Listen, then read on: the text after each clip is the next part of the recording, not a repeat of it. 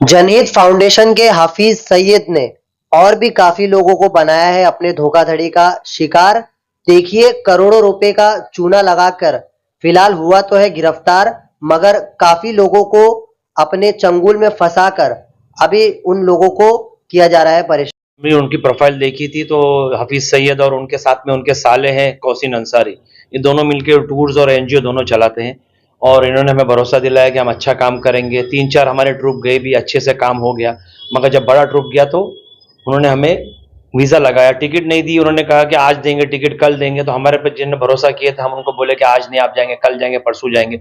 ऐसा करते करते करते करते वो हज का सीजन आ गया और वहां पर वीज़ा क्लोज हो गया। आज बोलता था कि आज मैं टिकट आ जाएगी, मैं रात को टिकट दे दूंगा, सुबह दे दूंगा, मगर नहीं आती थी। बोगस टिकट देता था, हमने वो कंप्यूटर पे चेक करते थे तो वो फ्लाइट नहीं बताती थी। इस तरह सिर्फ वीज़ा लगा के ये भरोसा दिलाया कि मैं आपको भेज रहा हूं, बाकी का ना होटल रिजर्वेशन हुई, ना बाकी की कोई चीज़ें हुई। इस तरह से हमारे साथ में और वहाँ पर 150-200 लोग उनके ऑफिस में 5-5 दिन, 6-6 दिन तक इंतजार किए उनका।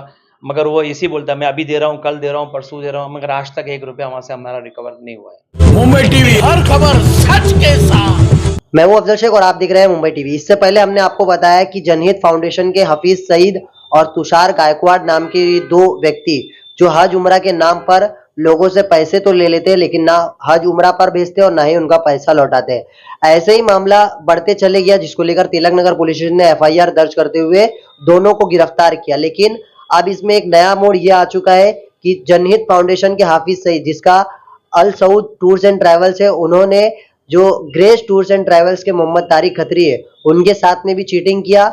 उनके टूर्स में आए हुए लोगों के साथ में जो पैसे थे वो तो ले लिए, लेकिन उन्हें भेजा नहीं। परिणाम ये निकला, ग्रेस टूर्स एंड ट्रैवल्स के जो मोहम्मद तारिक खत्री है, उनके तमाम जो क्लाइंट्स थे वो लोग हज उम्रा पर नहीं जा पाए, और उसकी वजह से ये तुषार तो फिलहाल गिरफ्तार तो हो गया, लेकिन उन लोगों का पैसा भी नहीं मिला और वो हज उम्रा पर जा नहीं पाए।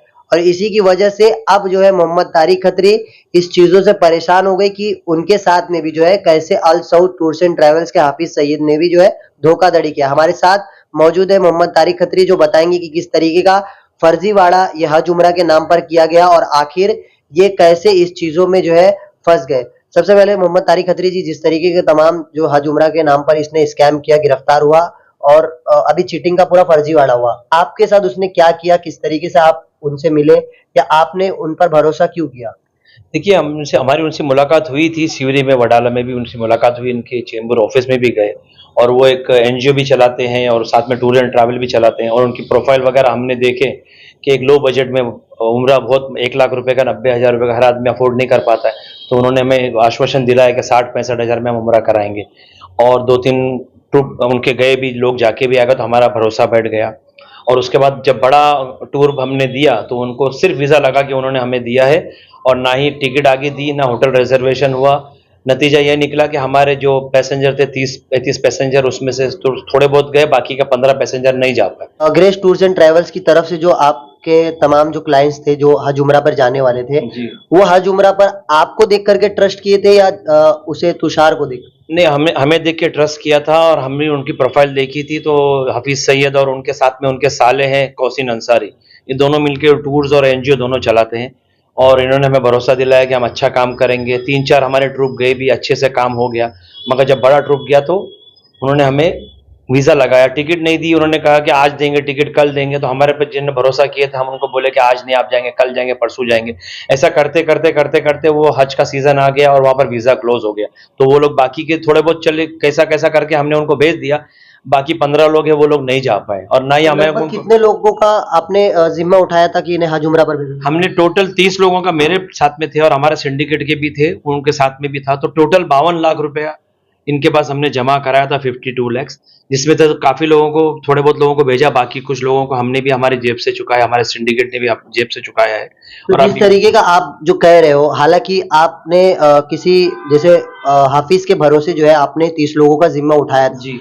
अब ये हाफिज जो है चीटिंग कर लिया और फिलहाल जिस भी तरीके का उसके ऊपर कार्रवाई हो रही है, जी। उस कार्रवाई को लेकर क्या लोग आप पर भरोसा कर रहे हैं कि आप जो है आपके साथ में भी चीटिंग हुआ है? नहीं, हम लोगों को मैंने बताया कि ऐसा ऐसा हो गया। कुछ लोगों ने मेरे भरोसा किया, कुछ लोगों ने कहा कि ठीक है, अभी मौका है, अभी नहीं जा सकेंगे, तो आप 3 महीना 4 महीना बाद आपका जब भी टूर बनेगा, आपके पास जब भी सहूलत हो जाएगी तारीख में हमको भेज दीजिएगा।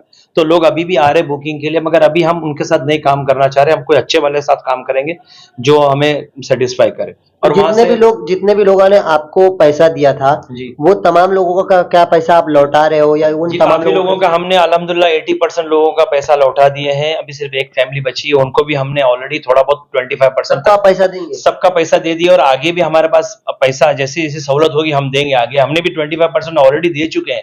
अभी सिर्फ 5-5.25 लाख रुपए बचे हैं, उनका भी हमने टाइम मांगा है कि जैसा हमारे पास सहूलत होगी और वहां से अगर हमारी कुछ रिकवरी होगी तो जैसा हमारे पास अमाउंट पैसा आएगा इंशाल्लाह ताला हम रिटर्न कर तो देंगे। ये जो तमाम चीजें आपके साथ में हुई, सूचना आपने कहीं पुलिस स्टेशन या ऑफिस जी, हमने पुलिस स्टेशन में दी है। आर.ए. किरवे नगर में सारा मामला है। हमने वहाँ पर कंप्लेंट दर्ज किए हैं, वहाँ पर भी उनकी कार्रवाई चल रही है तौसीफ अंसारी के नाम से और हफीज सैयद के नाम से। उन्होंने हमें बुलाया था, हमारा स्टेटमेंट वगैरह लिया, तो हमने वहाँ पर भी कंप्लेंट दी, वहाँ पर भी कार्रवाई चल रही है।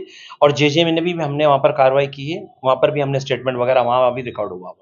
तो जिस तरीके का आपका तो मामला सामने आया, आप बोल रहे हैं आपके साथ चीटिंग हुई है, और भी क्या वो इसी तरीके का सिर्फ यही काम करता है हजरूबा? और भी लोगों का सामने आया है। आपने भी न्यूज़ डाले थे, आपको भी पता है, आपने जनहित फाउंडेशन का न्यूज़ डाले थे, उन्होंने काफ़ी लोगों को भी चीटिंग किया। हमारे आने के बाद और भी सारे लोग आए हैं इसके अंदर आके, हमारे साथ भी हुआ है, किसी 10 लोगों के साथ हुआ है, 5 लोगों के साथ हुआ है, और 1 रुपया भाई अभी तक अफ़ज़ल भाई रिकवर नहीं हुआ है। जो भी हमने खर्चा किया, हमने हमारी जेब से दिया है। हमने लोगों को जितना हमारी इज़्ज़त बचाने के लिए, हमारा नाम बचाने के लिए हमने उनकी पेमेंट रिफंड की है, और थोड़ी बहुत जो पेमेंट बची इंशाल्लाह अल्लाह की ज़ात से उम्मीद है जल्द से जल्द अल्लाह जैसा अल्लाह इंतज़ाम करेगा वो भी हम लौटा देंगे। तो उसकी गलती का मतलब आप, लेकिन पूरा पैसा आप भर रहे हैं? जी, गलती उसकी है, धोखा उसने दिया, मगर हम उसकी रिकवरी, हम उसको पैसा आगे लोगों को भर रहे हैं क्योंकि लोगों ने हमें पे भरोसा किया है। आपको लगता है कि हाफिज सईद जैसा नाम, और इस नाम के पीछे वो जो है हज उम्रा के नाम पर पैसे उगाही कर रहा है, किस तरीके की लोगों की मानसिकता के साथ वो खेल रहा है, और किस तरीके का उसे सजा मिलनी चाहिए? बहुत बड़ा टॉर्चर था, हमने काफ़ी देखा लोग रात-रात भर, हम भी वहाँ पर ऑफ़िस में बैठते थे। आज बोलता था कि आज मैं टिकट आ जाएगी, मैं रात को टिकट दे दूँगा, सुबह दे दूँगा, मगर नहीं आती थी। बोगस टिकट देता था, हमने वो कंप्यूटर पे चेक करते थे तो वो फ्लाइट नहीं बताती थी। इस तरह सिर्फ़ वीज़ा लगा के ये भरोसा दिलाया कि हम आपको भेज रहे हैं, बाकी का ना होटल रिज़र्वेशन हुई, ना बाकी की कोई चीज़ें हुई हैं। इस तरह से हमारे साथ में, और वहाँ पर 150-200 लोग उनके ऑफ़िस में 5-5 दिन, 6-6 दिन तक इंतज़ार किए उनका, मगर वो ऐसे ही बोलता है मैं अभी दे रहा हूँ, कल दे रहा हूँ, परसों दे रहा हूँ, मगर आज तक 1 रुपया वहाँ से हमारा रिकवर नहीं हुआ है।